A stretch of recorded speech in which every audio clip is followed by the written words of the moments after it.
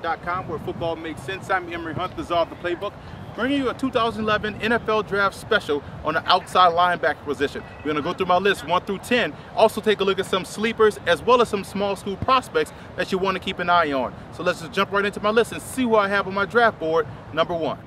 One of the more impressive outside rushers in this draft, a guy that's going to play at least 10 to 15 years in the league, dominant pass rusher, a lot of speed off the edge at Texas A&M, and should bring that same type of intensity to a team that runs a 3-4 and has the versatility to play weak side backer or strong side backer in the 4-3. Should be a tremendous playmaker for anybody in this league.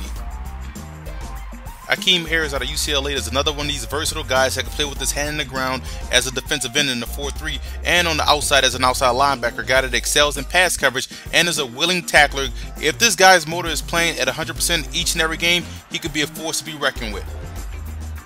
Bruce Carter out of North Carolina is another one of those talented Tar Heel defensive players that are going to make an impact in the NFL. This is a linebacker that has outstanding coverage ability and also is a ferocious tackler. Look for him to play a long time in any defense, brings tremendous leadership to the position.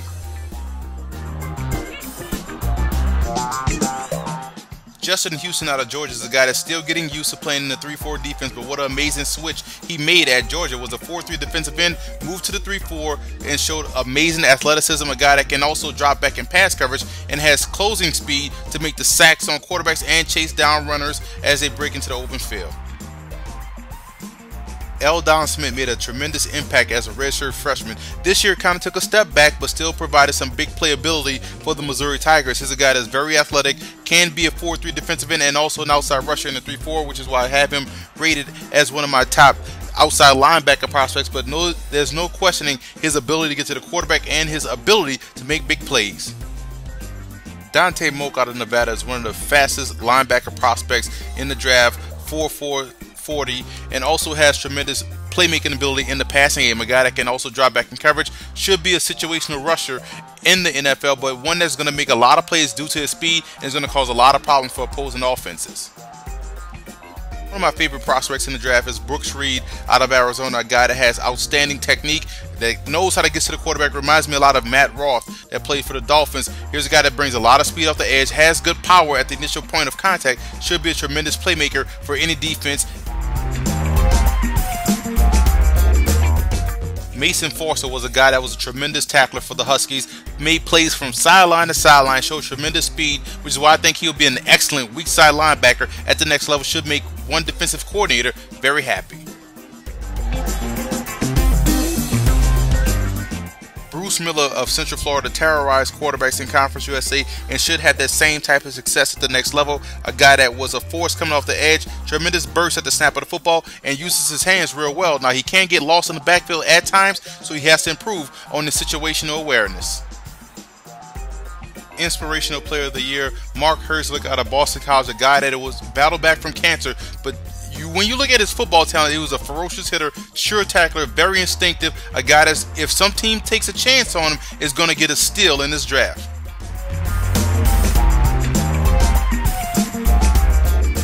Sam Macho out of Texas is a guy that may struggle against bigger offensive tackle prospects, but there's no doubt in his motor and his ability to keep hassling the backfield, keep hassling quarterbacks and runners. Should be an outstanding situational player at the next level.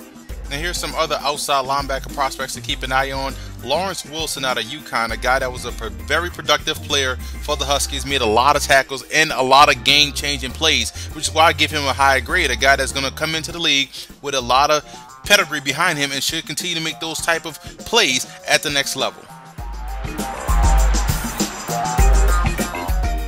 Ross Holman out of Ohio State plays bigger than his size. He's 6 feet, 230 pounds, but does a great job in pass coverage and when he's asked to come in on the blitz, so it should be a nice value pick for someone in the later rounds.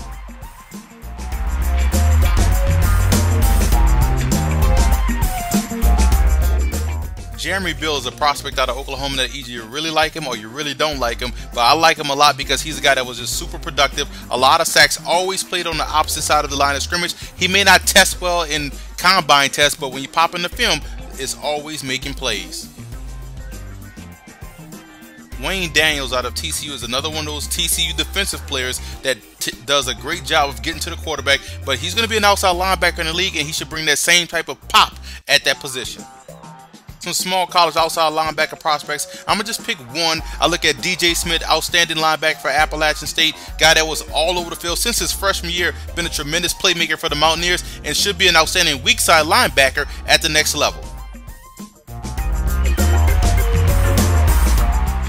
Now some other outside linebackers that may end up on NFL rosters. A lot of talent on this list, don't get me wrong, so don't be shocked if you see these guys playing at a high level on Sundays.